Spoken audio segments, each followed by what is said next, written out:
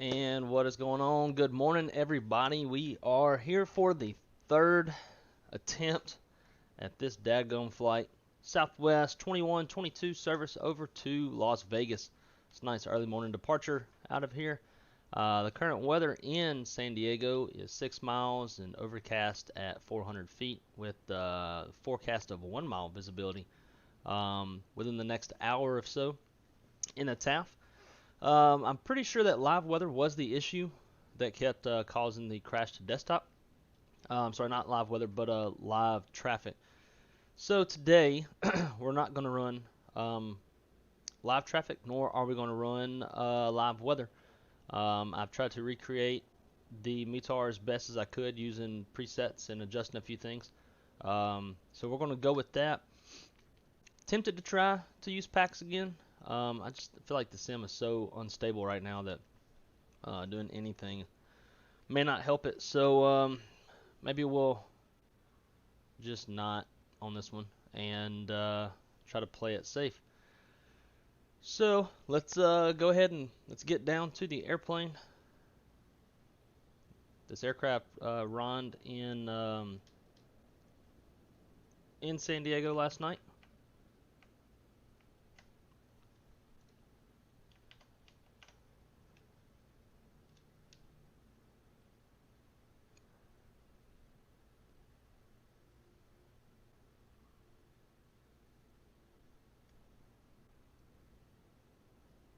morning, ladies and gentlemen. I think y'all are in the wrong airplane.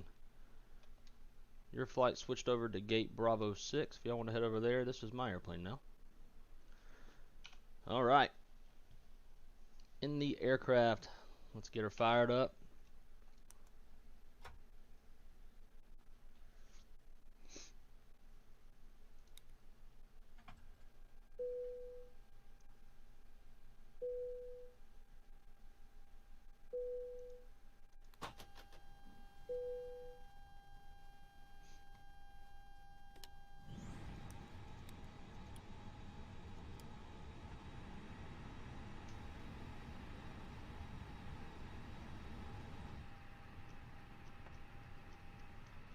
Get some light in this airplane. You can see what we're doing.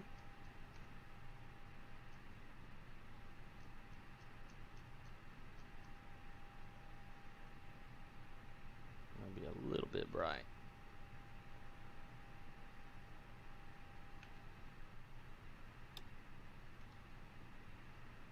We'll turn these halfway. I'm sure once we're airborne, we'll have to crank the brightness all the way back up.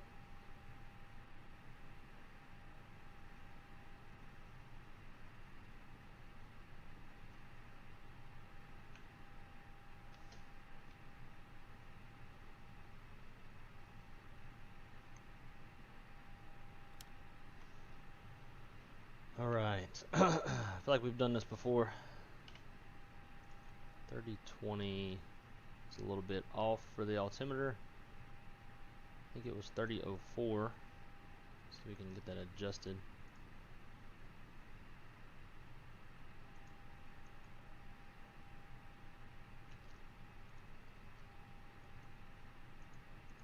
See, trying to remember where I.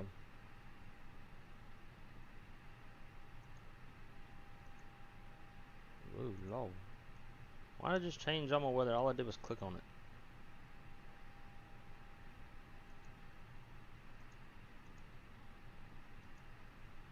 Alright, this is the screen that I want. So our temperature is 19 degrees. Pressure is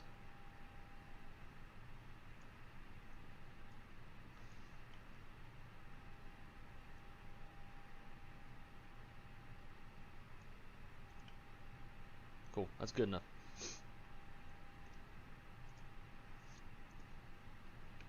Alright, so 8 ears are in their position. Everything else is good for now. Go to the Atsu.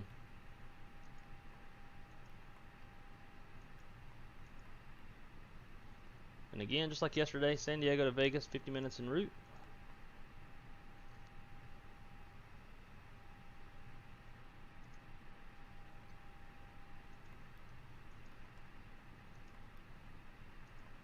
Get our fuel and our passengers on the airplane. And let's pull the Addons for San Diego.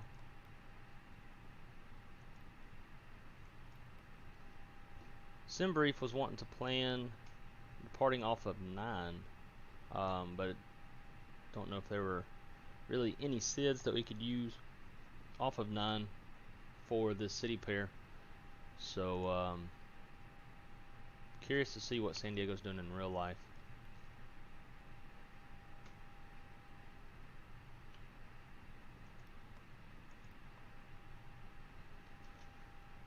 Oh man, this thing will not save settings.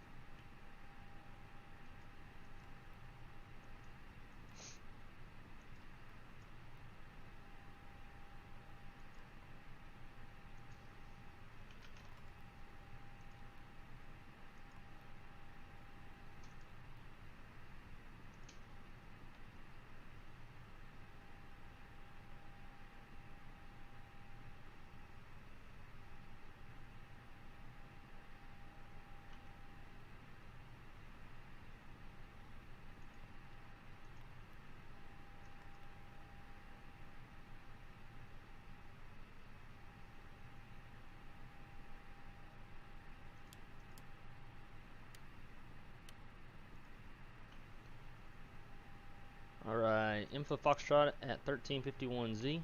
It is currently 1421, so it's about 30 minutes old. Winds 340 at 6 statute miles, mist, overcast at 400. Temperature's 19, dew point 17, altimeter is 3001, so our altimeter is a little high, but that's okay. Landing runway 9, ILS RNAV approaches in use, departing 27. Interesting, so they are departing and landing opposite directions. It's a fun, flirty thing to do. Alright, tell you what, let's get some packs going. It's just too quiet. This early morning of a stream, we need some lively passengers on the airplane.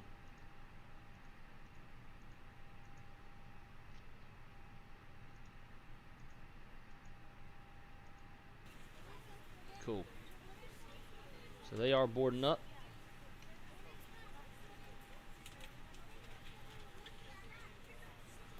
So San Diego to Vegas, Southwest 2122. Cost index is 40, and cruising altitude is flight level 290. Departing off runway 27 on the Padres 2 departure. Chicken transition, insert, clear out the user, insert there as well. For Vegas, arriving ILS 26 left. On the renders 1, Preno via, and the Icing transition. Rerun through that again.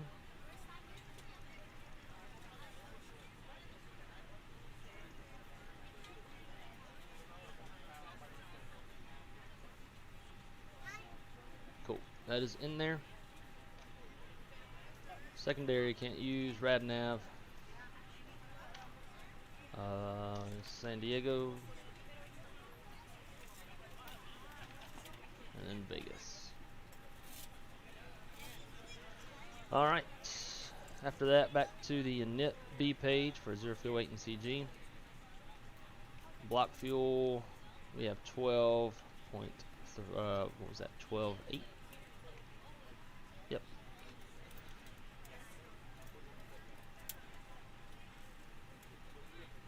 12.8, and our performance we're we're pretty light. We got 100 passengers, not a whole lot of gas.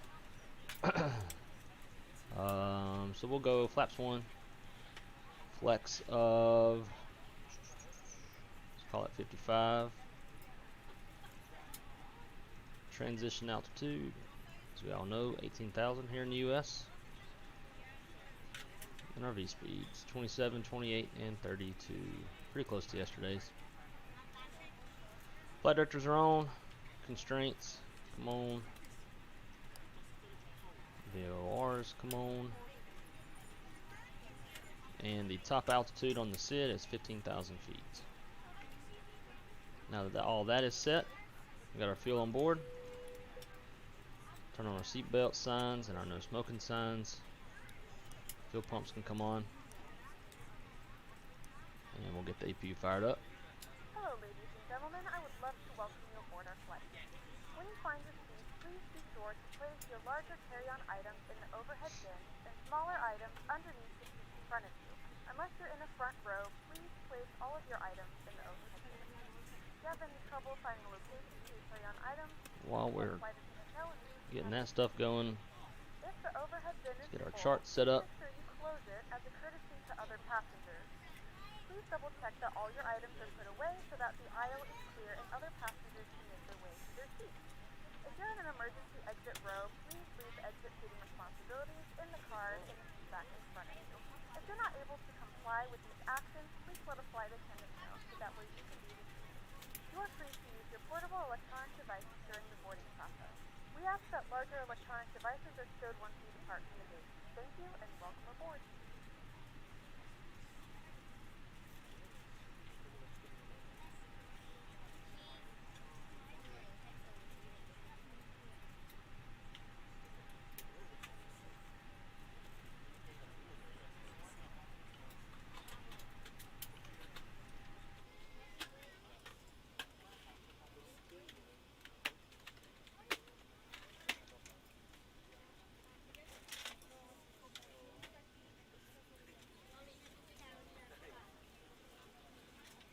Alright, so back in real quick and actually start the APU.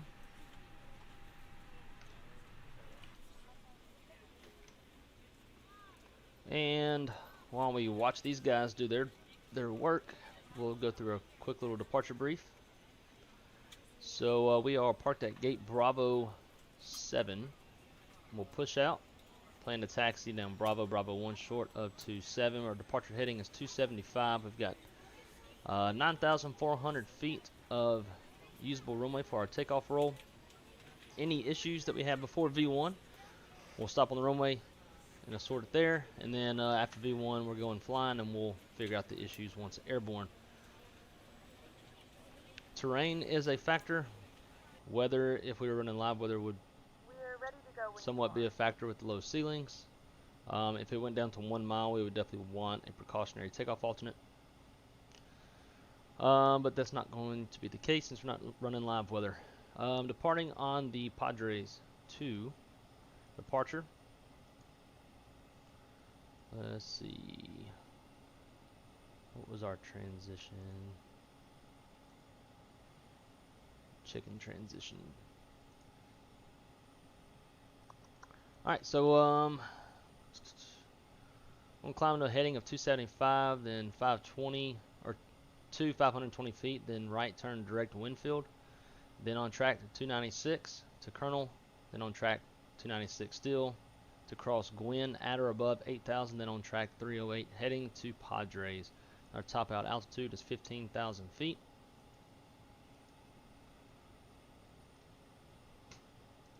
We should be underweight. Yep, so if we have any issues airborne and we need to return to the airport, we are underweight, and we can do that without having to conduct an overweight landing. Other than that, we'll consider our departure briefing done.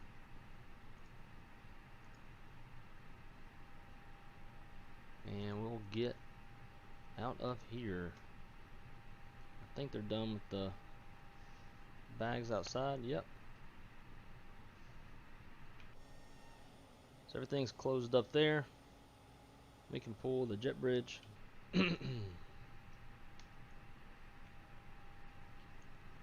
Doors also closed. Good morning, ladies and gentlemen, and welcome aboard flight 2122. So we'll call up the Las Vegas. Our flight time will be roughly 50 minutes. call up the tug. The cabin doors now closed. We ask that you make sure that all devices are in airplane mode and your larger devices are now shut down and stowed. If you have not already, please fasten your seatbelt and verify it is low and tight across your lap. Your tray tables and seat backs must be in a full upright and locked position for departure. Flight attendants, please prepare cabin for departure and cross check. Alright, now that we are ready to go, we'll get rid of my face and we can get the better views. Alright, so before start checklist. Maintenance log and tails on board and checked. Cockpit preps complete. Gear pins, covers removed. Signs on auto. ADIRS, nav. Fuel, based off our OFP. Our min required takeoff fuel is 10.3. We have 12.8 on board. Altimeters 3006 set. EFB is checked. Windows, doors, and slides closed and on. Beacons on. Thrust lever is idle. Parking brake is on. Transponders auto. Before start checklist is complete. Alright, we are ready to go. We'll start the block time. Release the brakes. Push out.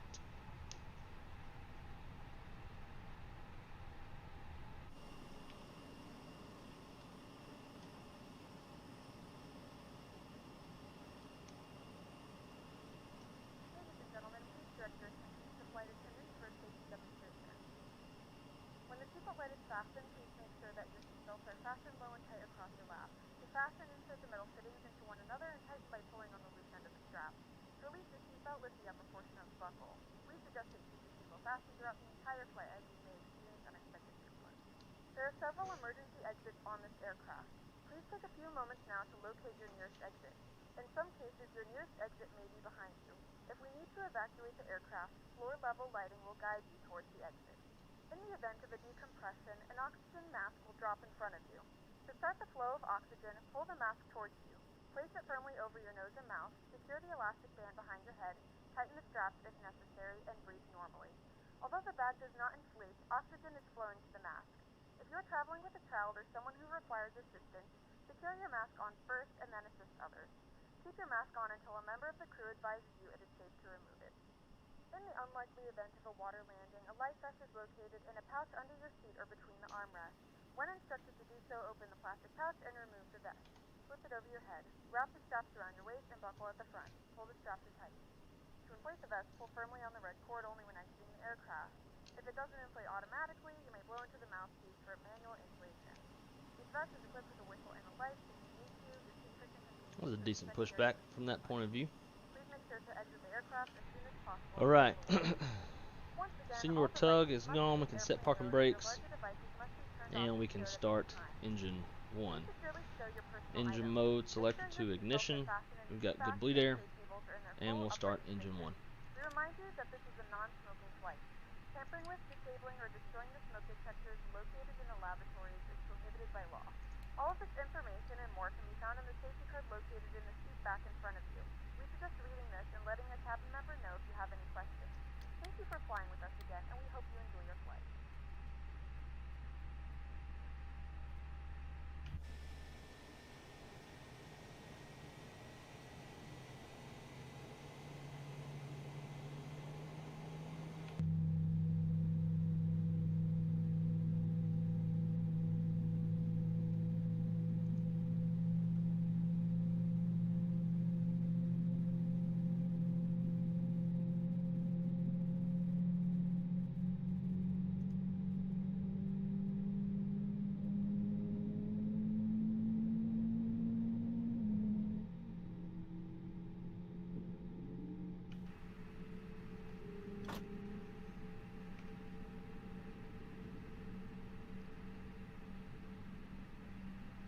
And good start on 1.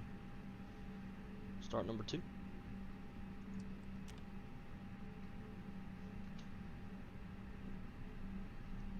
Once we get to where we have a high fidelity airplane, you'll always want to check and make sure that you got good bleed air from the APU. I think you need 25 psi to start an engine. I think that's the minimum, 23 or 25, something like that. I'm not a trained pilot. I do remember hearing something about that from some of my pilot buddies.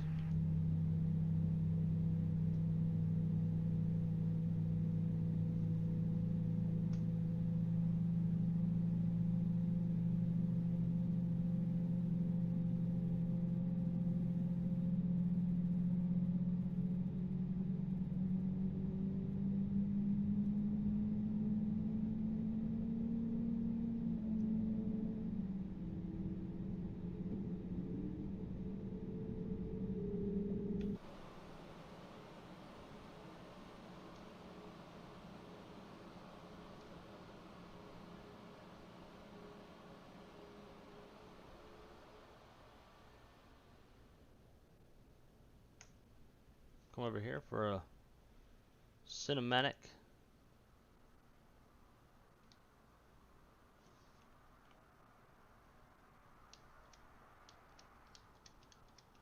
And this is how I test my speed by having to pull up the camera window. Alright. So now we've got 2 good engines in the... I don't know what that was about. So probably shouldn't put the drone camera very far away like that again. Alright, so now we got 2 good engines. Go through our after start flow. Engine mode selected to normal. On the spoilers. Reset rudder trim. Flaps 1. TCAS TA. Trim the airplane. And kill the APU since it will be a 2-engine taxi. Ground control. Now we can go after start checklist. After start checklist. Engine anti-ice is off. Yellow electric pump is off. Rudder trim 0. After start is complete. Parking brakes released. We're prepared for takeoff. Once you start rolling, Brake check. Pressure's green. Cool.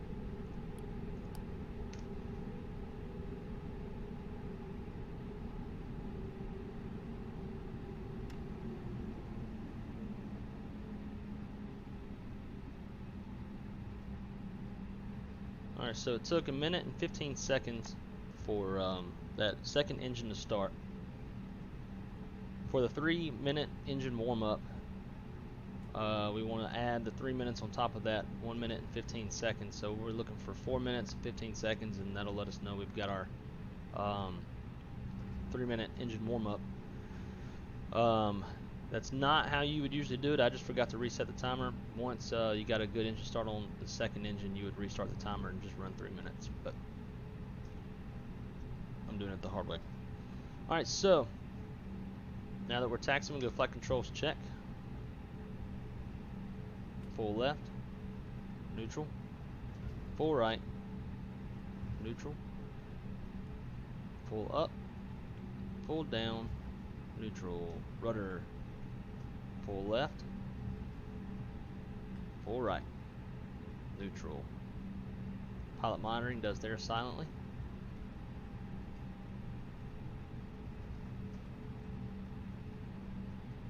Flight controls check complete before takeoff flow. Weather radar, predictive wind shear, TARA. You do your PA to let them know that to sit down. We're getting ready to take off. Status page, TO config. 510s, please prepare for takeoff. And we'll dingle.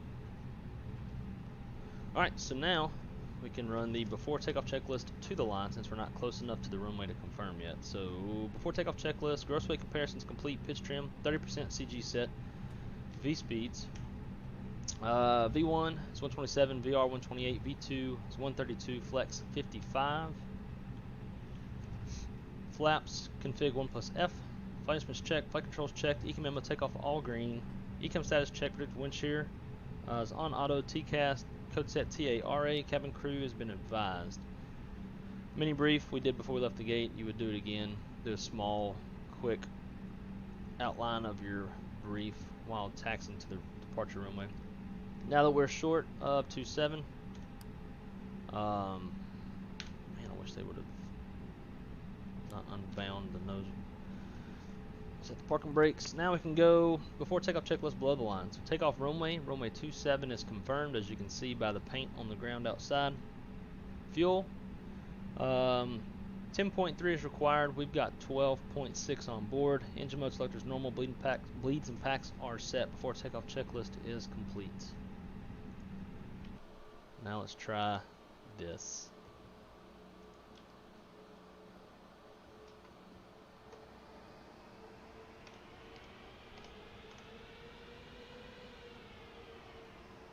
Can't see nothing.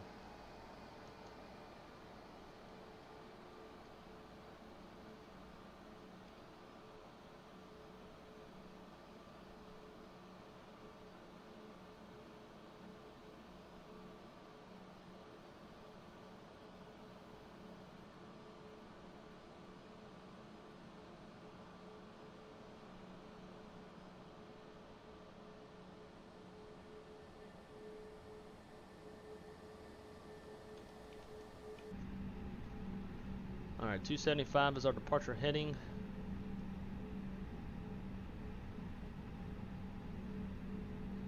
We'll quit doing that cinematic stuff because it just kills the lineup. Alright, there's 275. Here we go.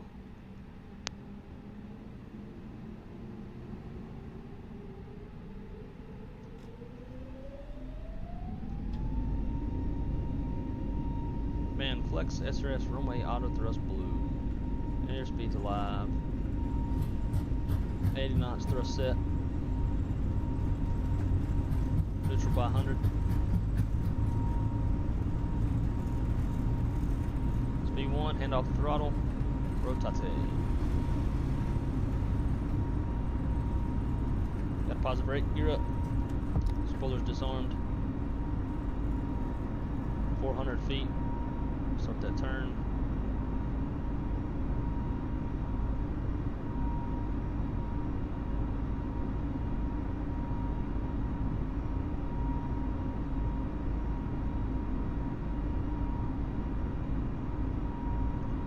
Acceleration altitude is 1,500 feet AGL. Here comes 1,500. Nose down to accelerate. Acceleration, climb altitude. Thrust climb, climb. Let's go open climb.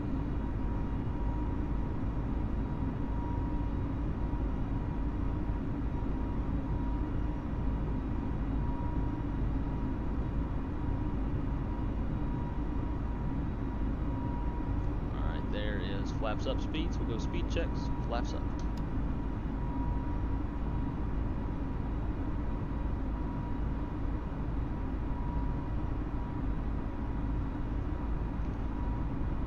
Kill the nose lights, turn off lights.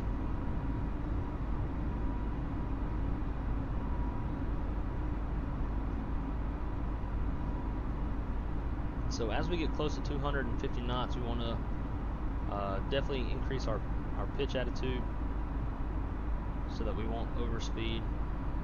It'll catch up and surprise you a little bit.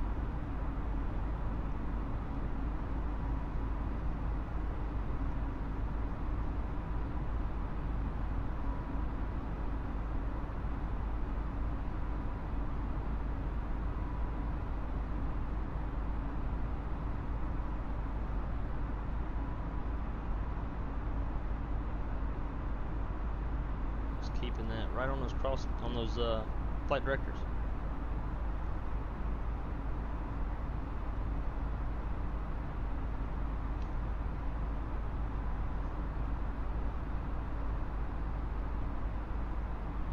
Checking our temperatures since we are in visible moisture.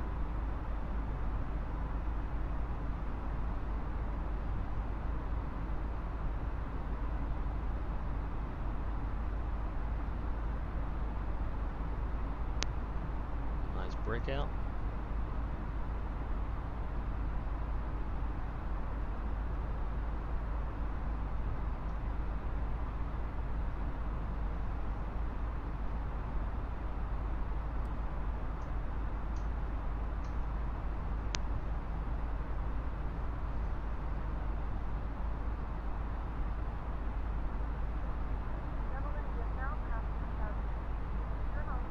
And there's 10,000.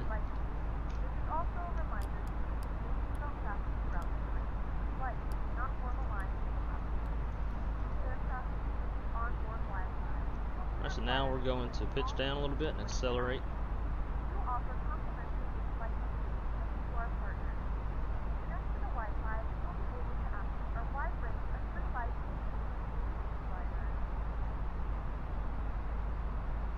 And then once we get, I don't know when I want to do it. But what I'm thinking is, I haven't checked for a while to see if cost index is modeled. I doubt it is, but the way we can test that is when we get to our managed speed, 290 knots, we can change the cost index to 99 and see if that speed changes. If it should get a lot faster, but I doubt it's modeled.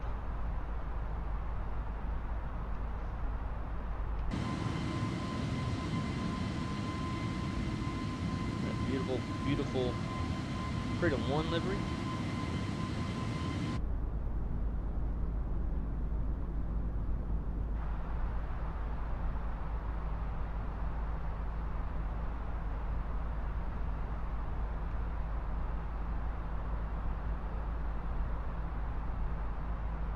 To go, so we just got cleared for flight level 230. Thrust climb, open climb. Alright, we are in ice conditions now. Engine anti-ice on.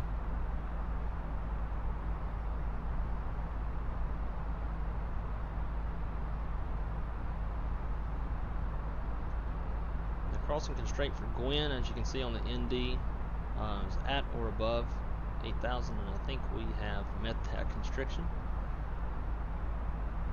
or constraint. I think constriction and constraint are two gigantically different things.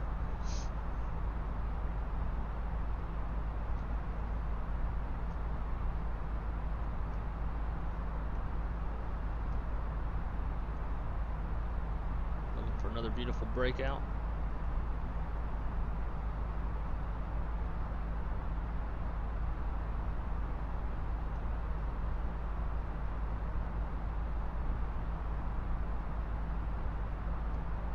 Still hand flying it. Here comes transition altitude.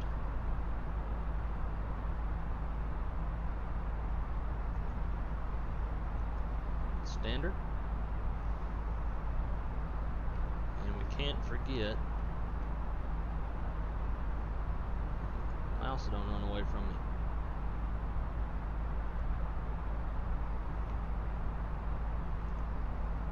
There we go.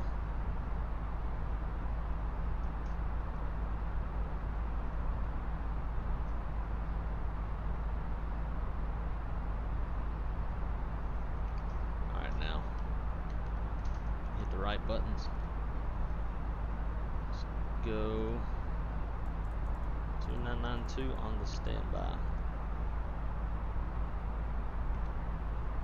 Oh, looked up a little too late to see that breakout.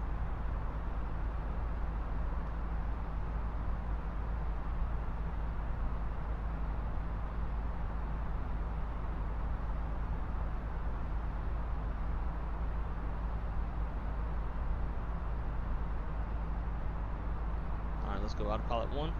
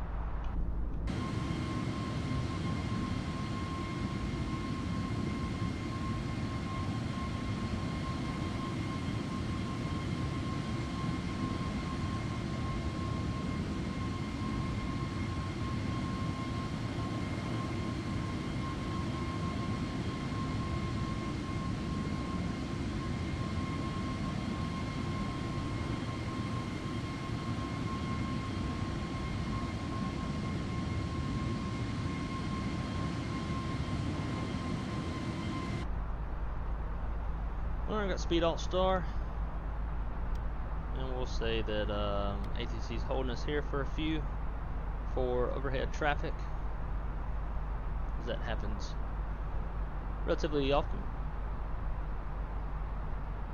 The worst is when it's thunderstorm season. You got thunderstorms straight ahead, and you request higher to get above it, but they won't let you because you got overhead traffic, and you just have to eat it.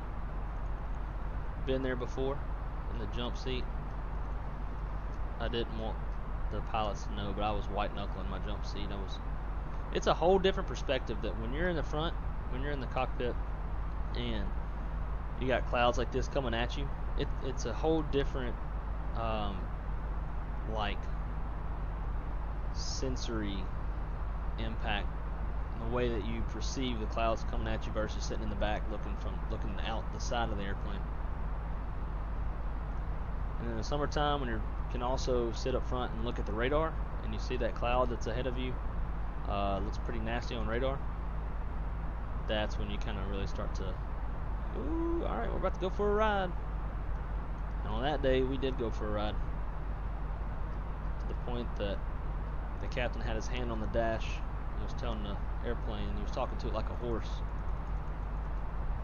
to settle down. Telling her to whoa. Alright, so now we've been cleared up to our final cruise altitude, flight level 290. Thrust climb, open climb, 29 blue. 29 blue.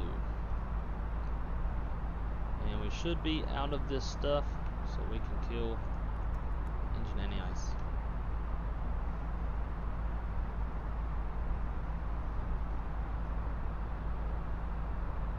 I think what we ought to do is help our airplane with this turn, because we all know the fly-by-wire LNAV is not where it needs to be just yet, although I do think that that is coming.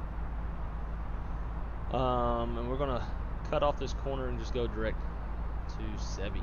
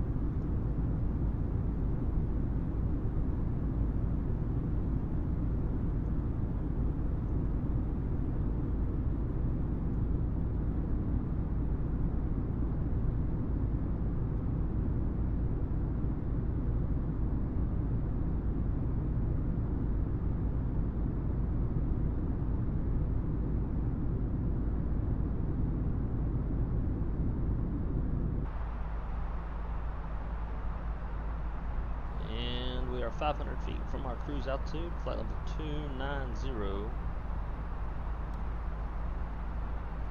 Speed Alt Star.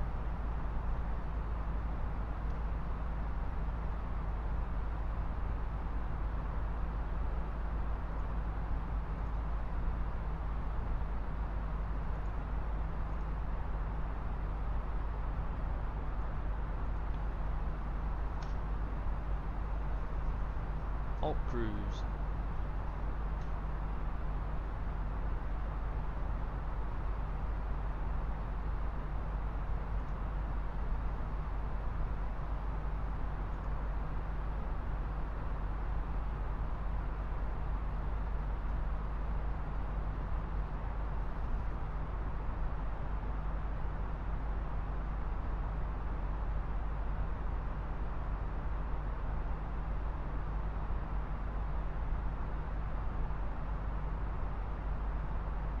So now I'm going to start looking into our arrival.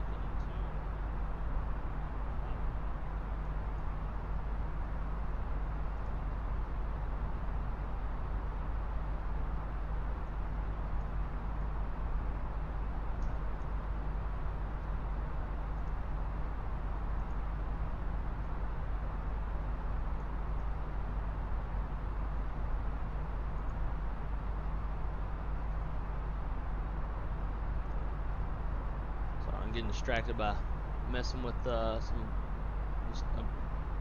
trying out Twitch right now. It's my second time streaming on Twitch, and I actually forgot to change the stream key, so I didn't even know I was streaming to Twitch. But anyway, so now that we're not distracted anymore, let's look at our arrival. Make sure all that is squared away. So coming in on the renders, one arrival on the Icing transition. So at Icing, we're going to cross at or above flight level 240, follow the track all the way in, renders, our cross constraints. We'll end up peeling off over here to, actually I don't know if we're going to go runway, if we're going, I don't know. Anyways, we'll figure it out as we get closer. We're going to look at our route in the on the ND here in just a minute. See which one of these two that we're doing. But yeah, so we'll come down, swing around for runway 26 left. I'm not even going to try to meet all these crossing constraints. I'm just not going to do it. We'll meet some of them.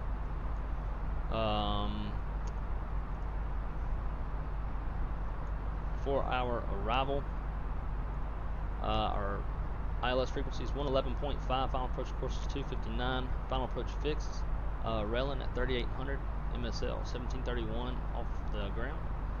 Our decision height, since precision approach, is 200 feet, and touchdown zone elevation is 2069. Now if we go miss, we're going to climb to 3200 feet, and then a climbing right turn to 6000, and instead of doing all this on the heading inbound boulder VOR stuff, we'll just swing it back around and try again. We got a standard 30-degree glide slope, approach lights, Papillon on the left, and again 3200, climbing right turn to 6000, and then we'll just swing it around. Minimums, we've got 200 foot ceilings, 3/4 mile visibility. I'm sure that we'll have that, no problem. Also, since I'm controlling the weather today, live weather was not working yesterday. So on 26 left, got 10,526 feet of dry grooved runway. So we will plan probably exit Alpha 6 would be optimum, so we can just cross and then taxi into the ramp. Terrain is a factor, weather should not be a factor. We'll get to that part in just a second. No further questions on that.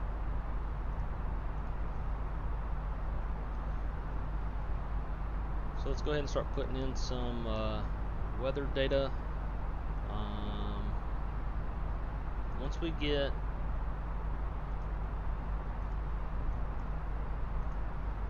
past the mountains, which is going to be about this area, I believe, we'll change the weather just to a preset that matches closely or closest to Vegas's weather.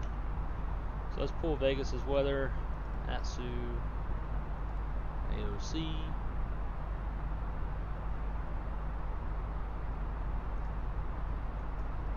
Addons and arrival.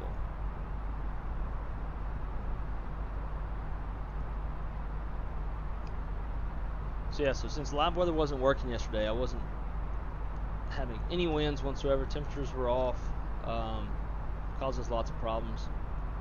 So today we're just doing presets, and I'm tweaking the presets just a little bit to try to match it a little bit closer to real life. Let's see, Addons.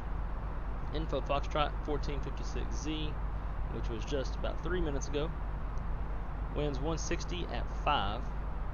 10 statute miles, few at 10,000, scattered 15,000, broken 25,000. Temperatures 30, dew point 16, altimeter 30.07.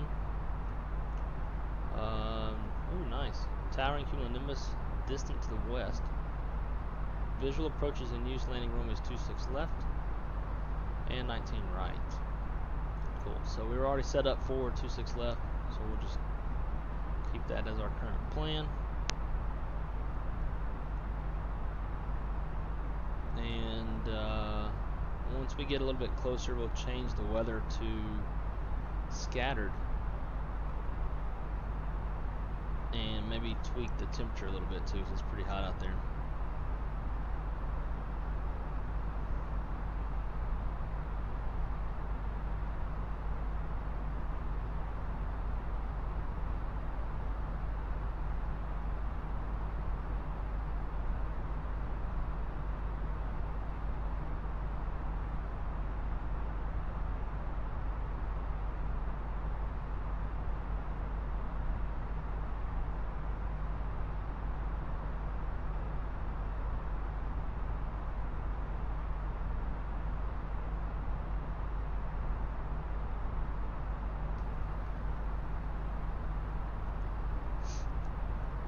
So I guess we can go ahead and start throwing in some data.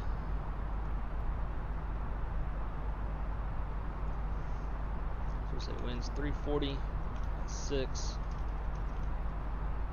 Transitions 18,000. Temperatures 30. Altimeter, we'll leave it 30.06 since that's what's already set in the sim. And our decision height is 200 feet. Now, if we were shooting, it's like a localizer or RNAV, it would be a decision altitude instead of decision height, since it would be precision versus non-precision approach.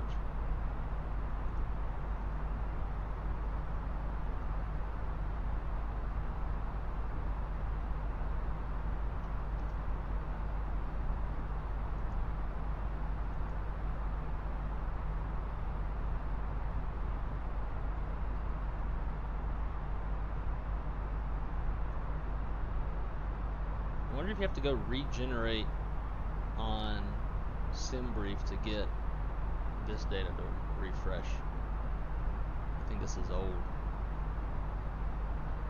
Unless the winds are inaccurate.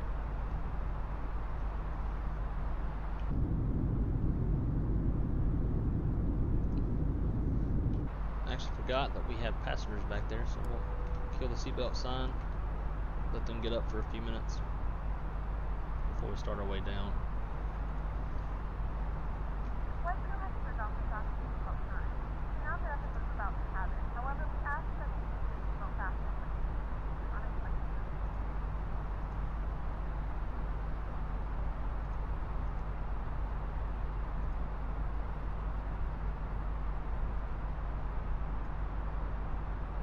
Why is it doing this? Something is taking my cursor and putting it on my other screen.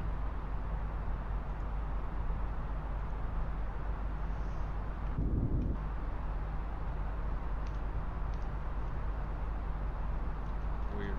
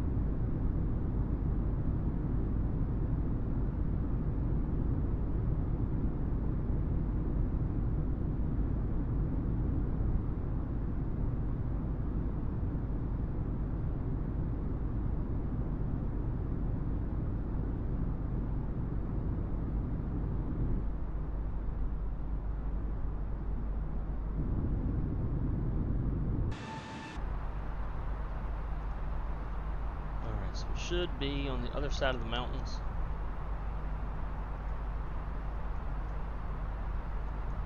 Far enough, so we'll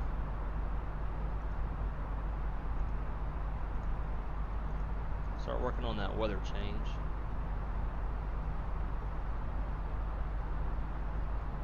So at ground level, temperature 30.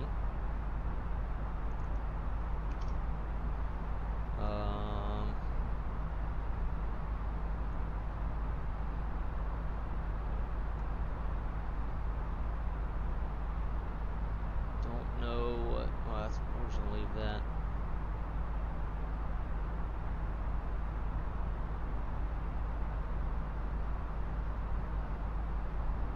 Right, we'll change this again. Scattered clouds, yeah.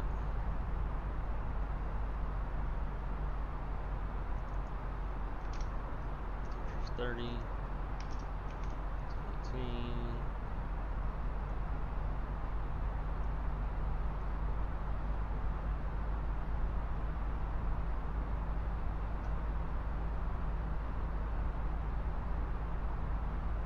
I think that should be good.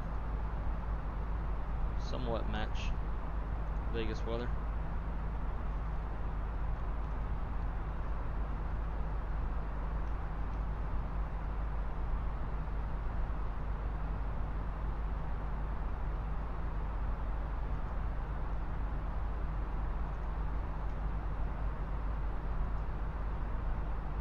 Thus far, passengers are satisfied, 95%.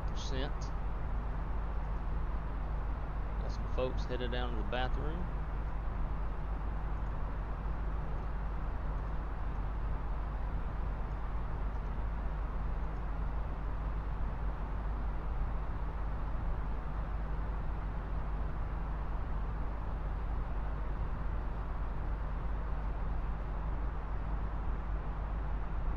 Curious to see if wow, actually it did. I was wondering if this person was going to step off into the exit row so this person could go by. It actually did. Interesting. This person just don't know what they want to do.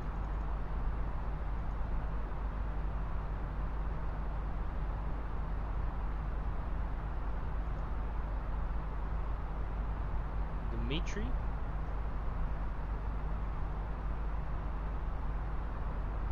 Taking a poop.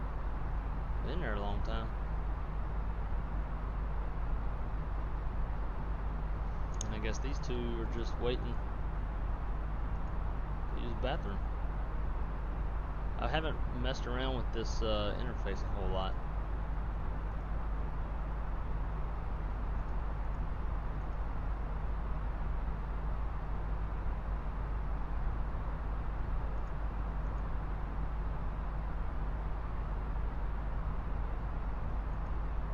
Hey y'all, look, we're flying over a mountain. If you look out of the window, we're currently actually flying over something can't pretty see nothing. interesting this morning. Alright, how far out are we? Probably about time to start coming down. 123 miles out, and we can wait a little bit longer.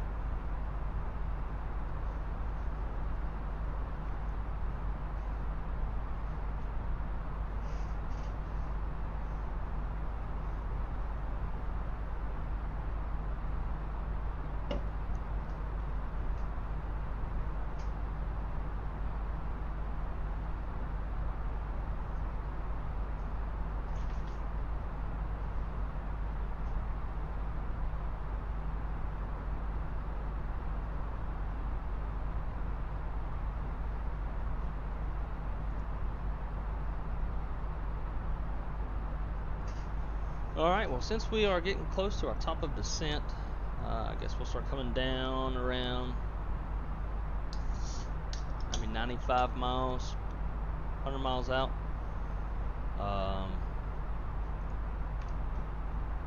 Let's check out our cross constraints. So as the star says, Icing at flight level at or above flight level 240, which we are, and then renders. Okay, so let's Go ahead and start coming down. We'll start with 15,000. And 2,000 feet per minute. Now that we're coming down, we'll take a sip of my favorite coffee in the world. It's caramel vanilla Black Rifle. So good.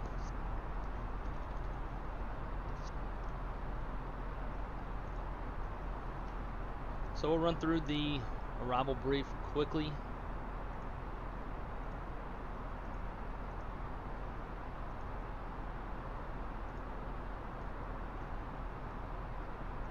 Alright. So we've already talked about this. We're not going to try our best to meet some of these constraints, but who knows? It's kind of hard to do without RNAV.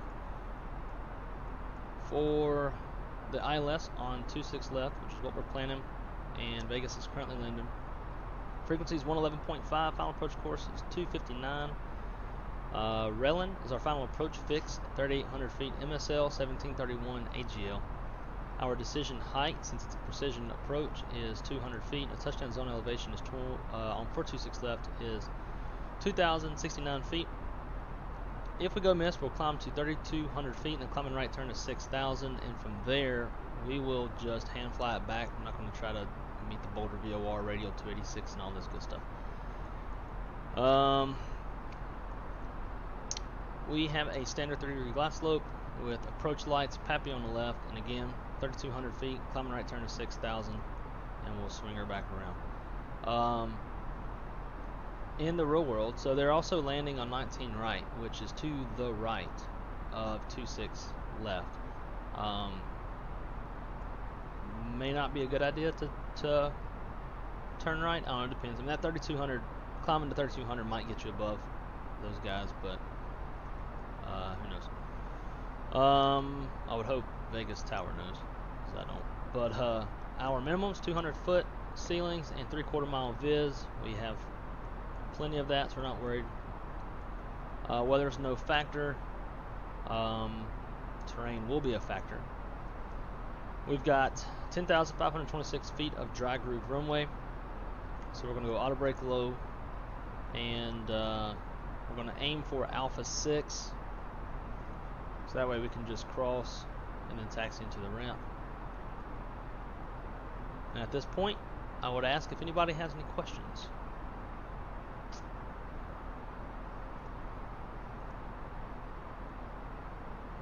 So we'll go auto brake low. Push buttons are already armed.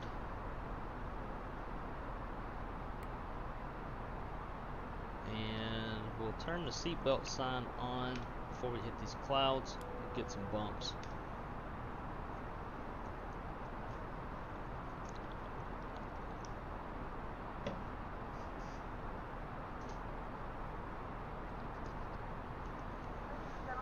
So also, if anybody's had any issues with their TCA Thrustmaster Throttle Quadrant Airbus Edition, whatever, that thing's got a long name.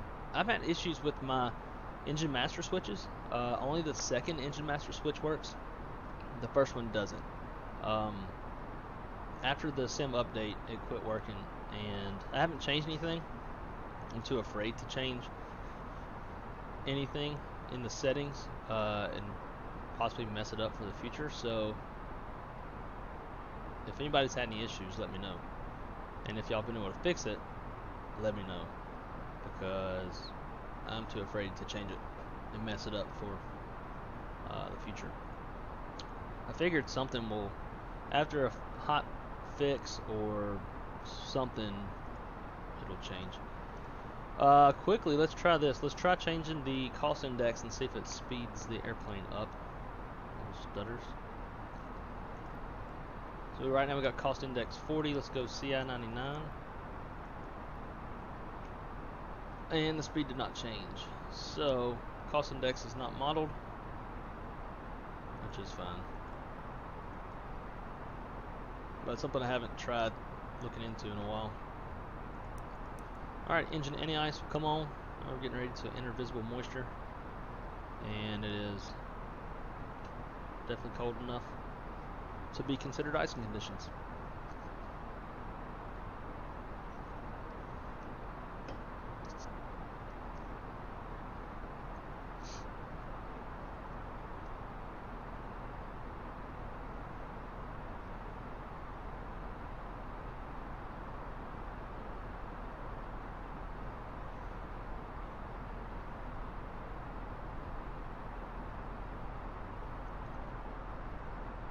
15,000 transition.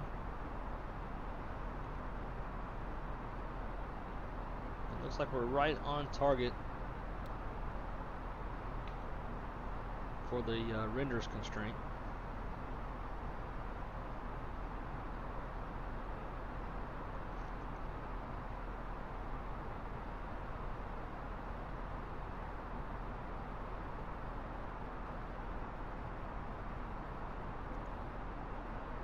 Alright, there is transition altitude. 3006 should be set. That's what we already had it as in the weather preset.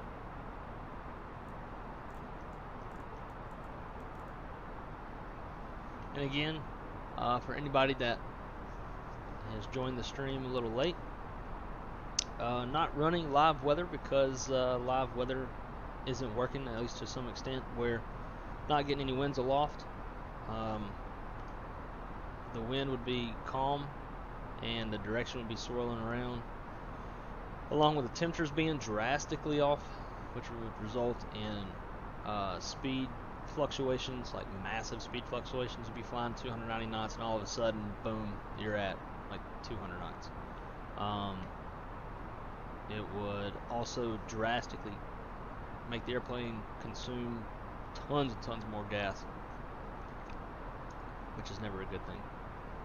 So today we're just running preset and tweaking the preset a little bit to match real life a little bit better. Alright, so there's 15,000. Back on the arrival. Nothing else. We got Rumley at or above 10,000, which we are. So the next one's going to be 8,210 knots. So that's what we'll aim at.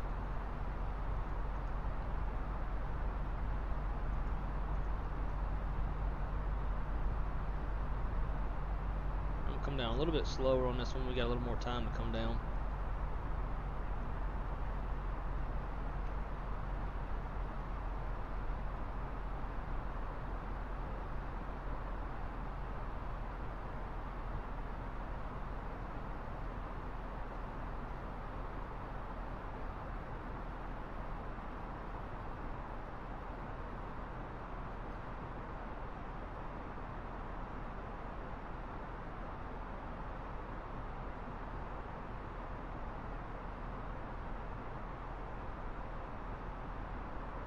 I'm going to text my buddy real quick and ask him on the Airbus how they determine icing conditions. The general definition of icing conditions is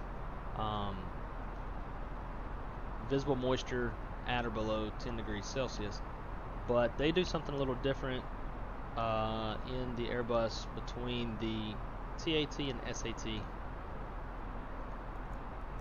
And I don't want to be wrong, so I'm going to ask and find out how it is that they determine icing conditions.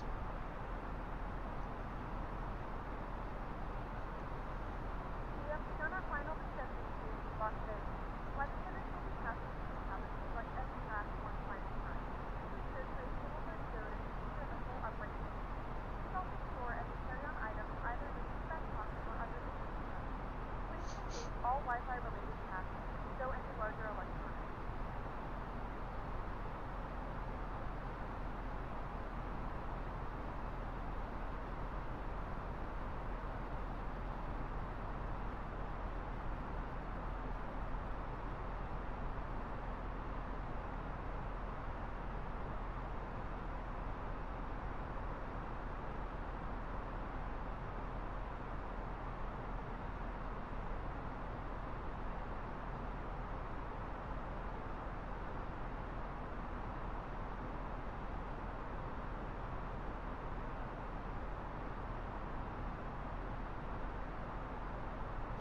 See if we get a response.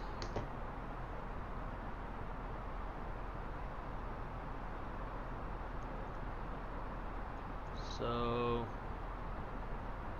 looks like it skipped out on a fix. So I'm gonna use heading mode and vector myself correctly, something a little more realistic.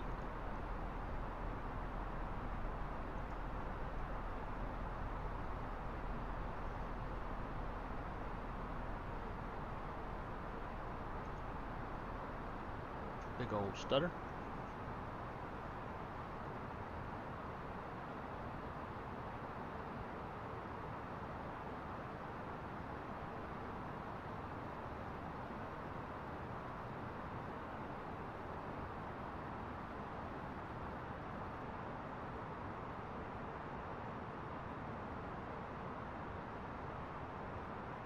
Shallow out a little bit.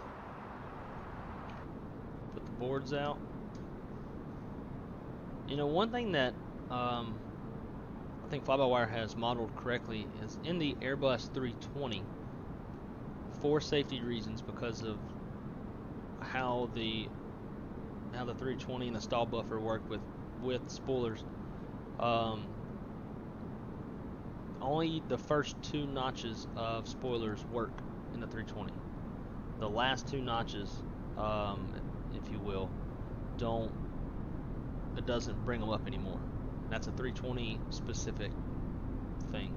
So like right now I'm in number 4 on my TCA. Like at number 3, they didn't come down none. Number 2, then they start coming down. So something that looks like they got right, unless that's just inadvertently something they didn't mean to do. Alright, so now we're starting to see some mountains on the terrain ND.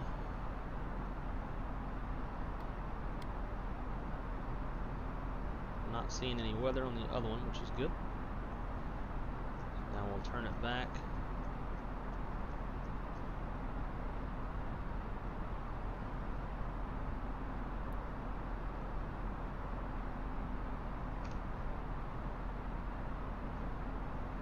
So this would be a little bit more realistic based off of the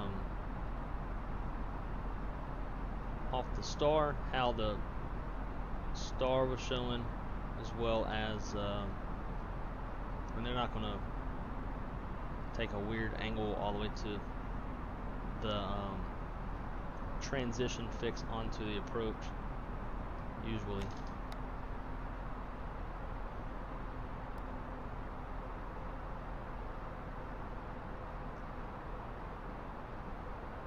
So we're going to fly parallel to the runway. So if you look at airport diagram, 259 is the approach heading. Opposite of that is 079. So if we fly 079, we should be parallel to the runway.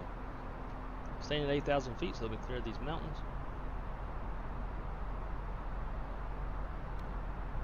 And let's cross check real quick to make sure we got our frequencies.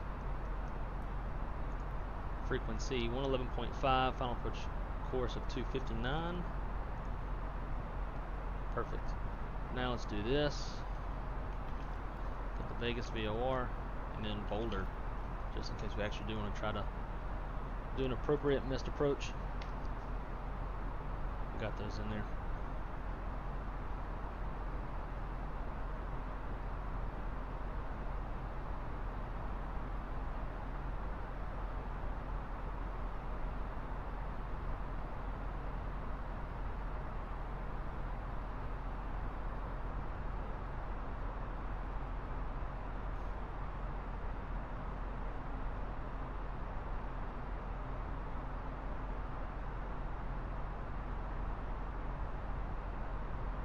Okay, so it sounds like what at least the guys in my company do. They do just use the standard visible moisture added below 10 degrees Celsius. Also, obviously, any visible indications of icing, like icing on the windows, and also where'd it go? The icing probe. There's a little probe. I don't think it's modeled on. Yeah, you can see it. So that little thing right there is the icing probe. Start seeing ice accumulate on that. I'll turn on the icing as well for engine anti-ice. Alright, so let's see. 6500 will be the next one. So when we get parallel to Preno, we will go direct Preno, and we'll be on the approach.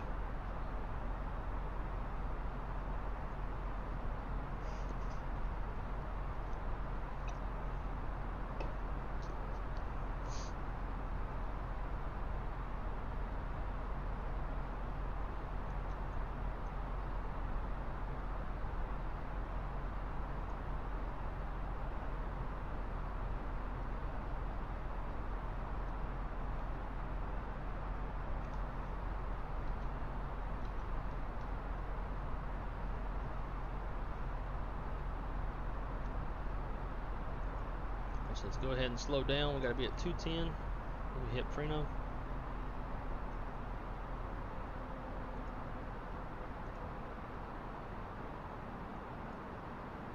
Or actually, I guess it was a different fix. It's hard to tell what the hell is what, but it didn't. When I put the SID in, I mean the star, it didn't include any of these fixes. Twaffle, Bourbon, Jaeger. I don't even think it did Roman. So hard to meet these constraints when you don't even have the fixes appropriately put in. But I'm sure that's an SDK issue. Alright, so we are below flap 1 speed, so we can go flaps 1.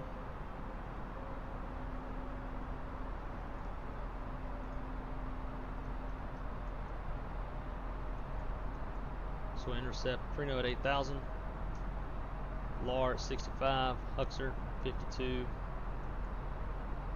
Shan 48, and Relin 38. Alright, let's go direct Preno.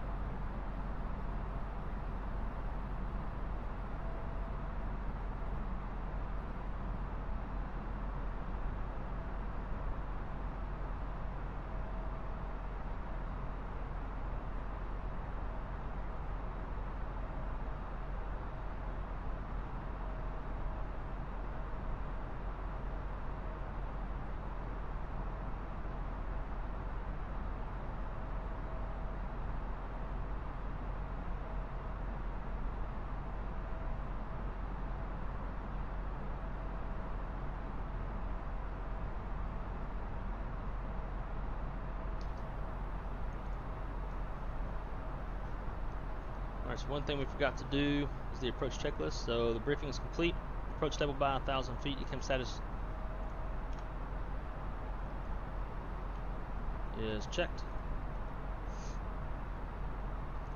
Seatbelt signs are on. Minimums 200 feet set. Engine NAIs 1 and 2 are off. Altimeters 3006 set. Approach checklist complete.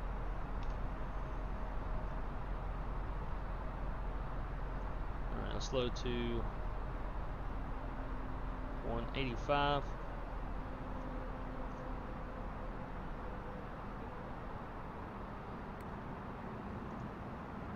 And get rid of my ugly face.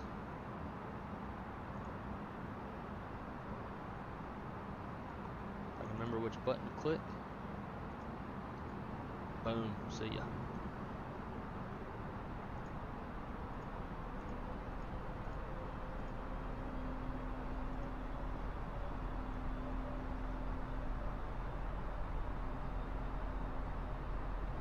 Alright, I'm going to help the airplane with this turn since the LNAV's not the best.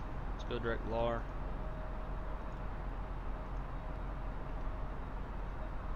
Shallow that out a little bit, and we can go flaps 2. Now we're at S speed.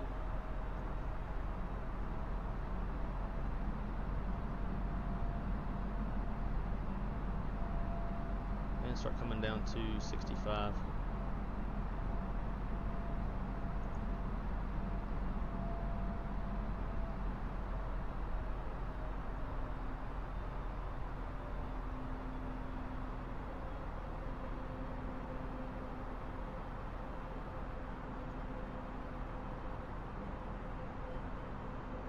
So this thing's going to try to go all the way back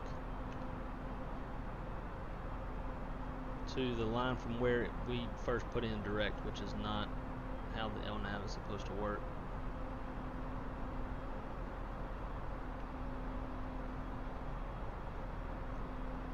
So hopefully soon fly-by-wire gets that new LNAV system implemented. We won't have that problem no more. Increase the descent rate, stay below that glide slope.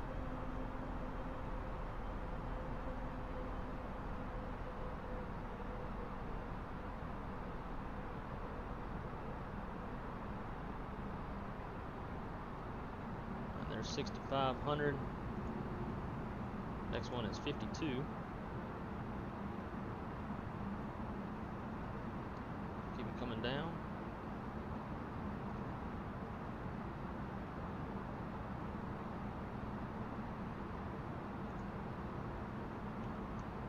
$16 miles from Vegas. Let's go back to LNAV. Nav. Whoa, where's this airplane? Goodness. Man, this thing is messed up. I would just say we're just dodging that little bit of cloud right there. So we'll tell ATC.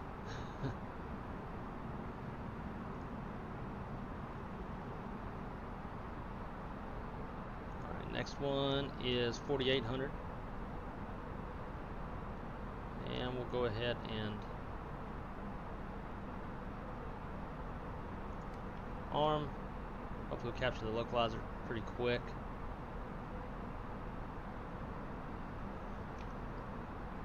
$13 miles. Alt star.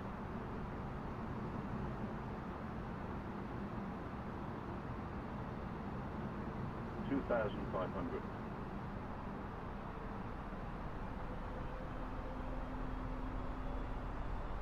Let's knock it down to 170.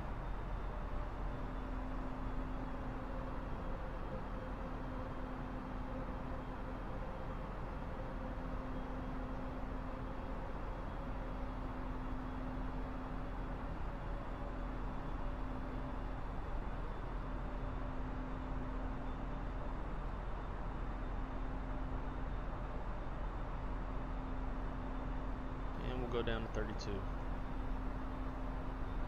That's what it was. 38.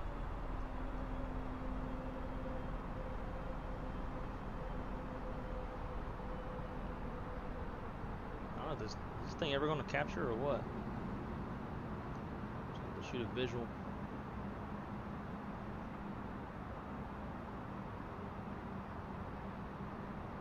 We'll stay 170 till 7 or so. Hopefully we're captured by then. It's not like this thing is wanting to capture whatsoever. 2,500. Alt star.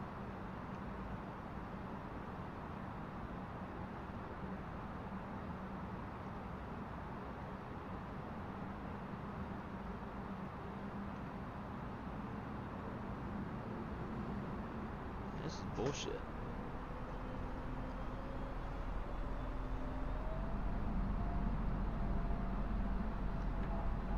Screw it, we're just going to hand fly. Something's up with the ILS and it is not wanting to work today.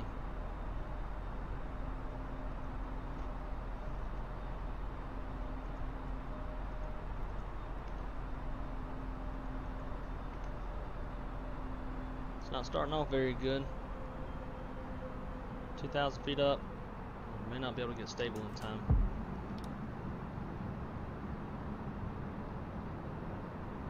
Yeah, something's up with the ILS. It is just not. I mean, the glide slope's fine. The localizer seems pretty fucked.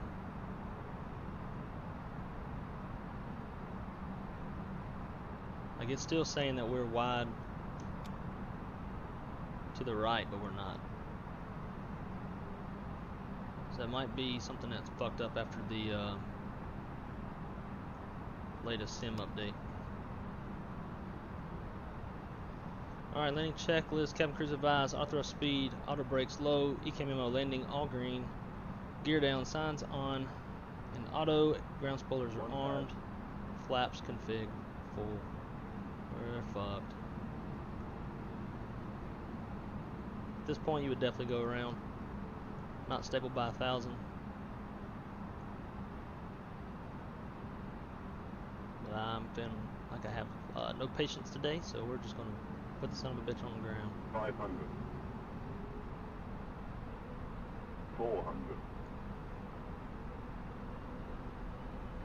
100 above.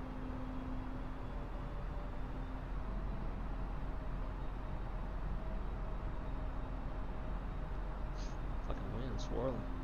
Minimum.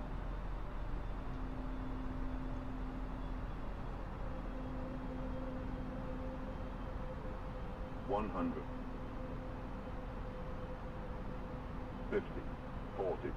30. 20. 10. Retard. 5.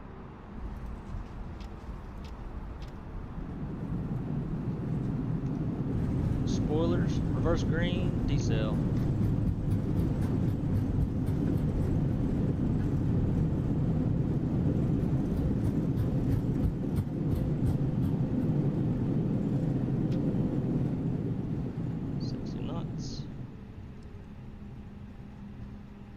Manual braking.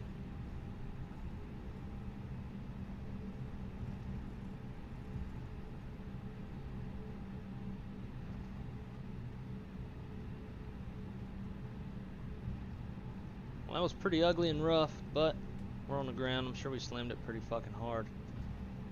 Ladies and gentlemen, welcome to Las Vegas. The local time is 8:36 a.m. and it's currently about 78 degrees Fahrenheit. You can now use your mobile devices.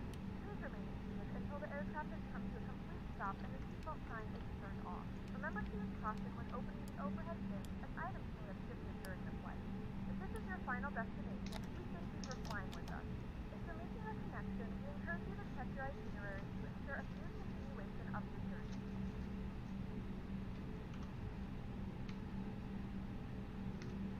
Clear left, clear right.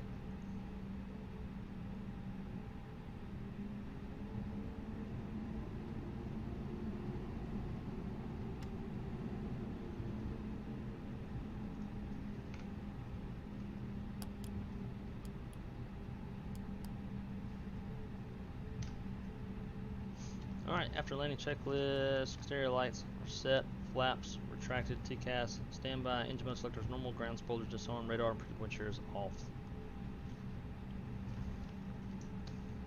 After landing complete.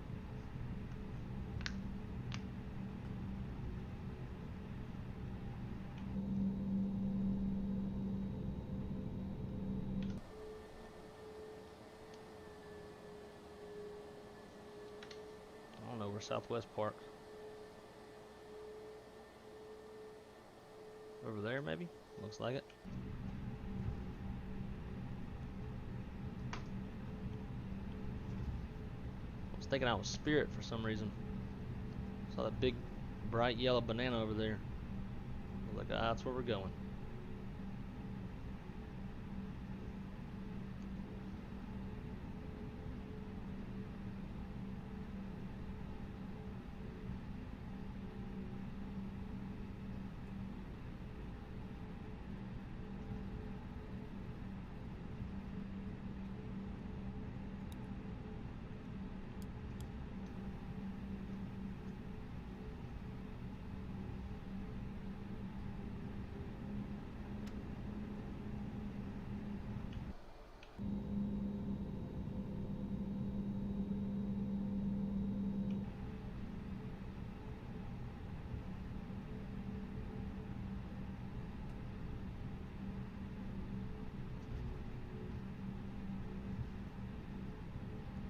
And there's 3 minutes. Shut down number 2. Confirm number 2? Confirmed.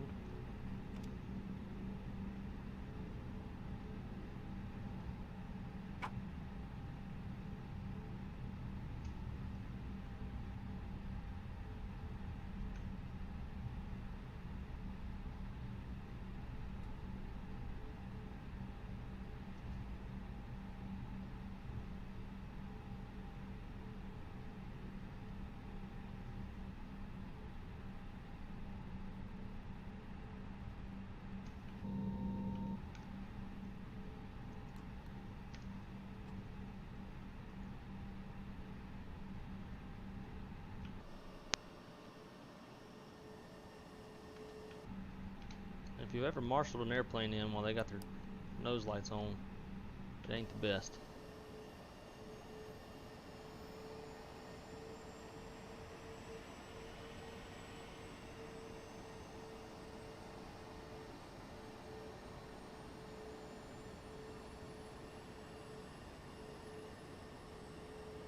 Cool. Parking brake set. Can't figure out my buttons.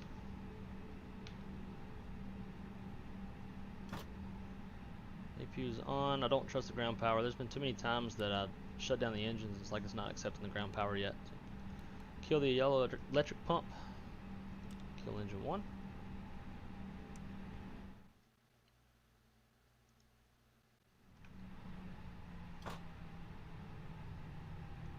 Alright, beacon off. Seatbelt signs off. Let all these folks up to get off the airplane.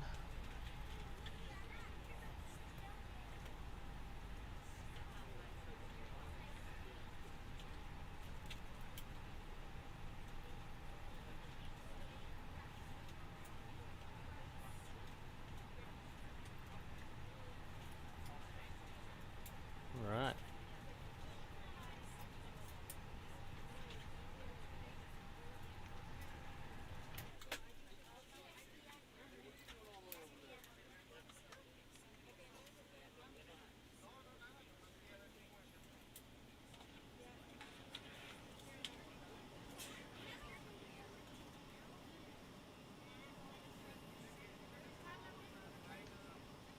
I guess the rampers and the caterers don't want to do their job today. Another thing I've noticed too since the latest update is when in drone camera, can't use your mouse.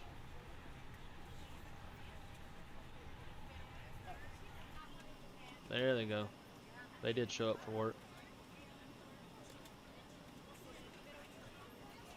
Alright, parking checklist. Slides are disarmed, engines off, seatbelt signs off, exterior lights set, ice protections off, fuel pumps off, yellow electric pump off, chalk signal received, parking brakes are on. Parking checklist complete.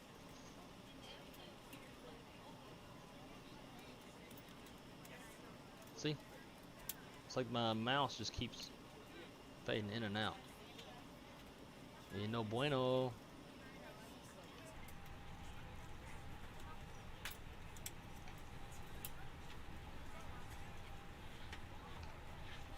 And I guess we can secure the aircraft. We'll say the airplane's sitting here for a while.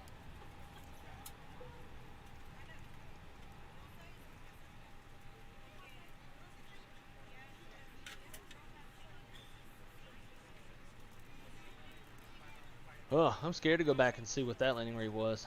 That was pretty embarrassing. At least I try to hold myself to a higher standard. I've been flight simming long enough that I think I should be able to capture the ILS, maintain the ILS, be standard by 1,000, meet all the criteria that real pilots meet. And that one wasn't such. So I do think something's off with the ILS, because when I started hand flying, I was centered on the runway, but localizer was still showing that I was way off to the right, and that was not the case. So I don't know if maybe something is off, something is broken after the latest update on this Fly Tampa scenery. I'll have to go check for an update.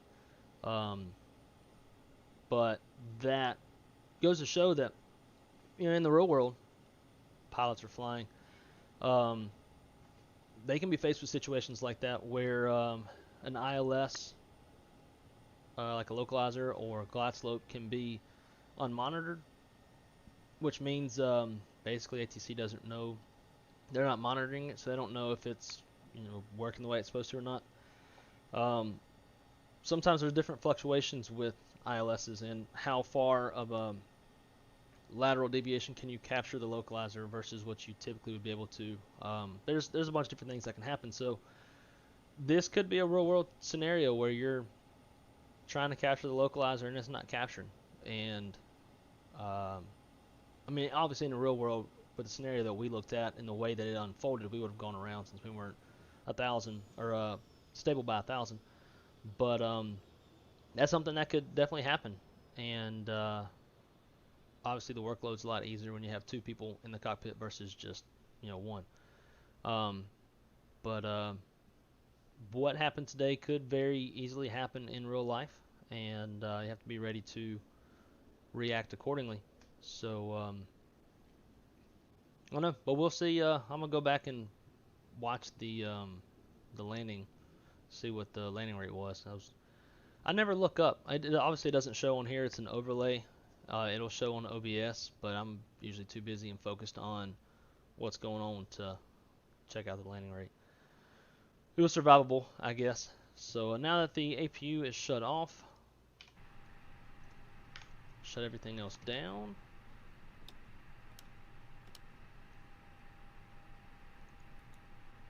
Basically get it back to how we first found the aircraft. We can leave the ACs.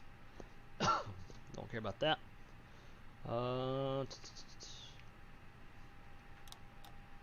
Those can stay. Stay. The rest of that is good. And just because I can be a little anal,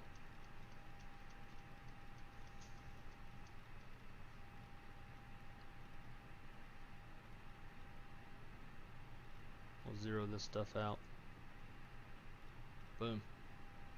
All right.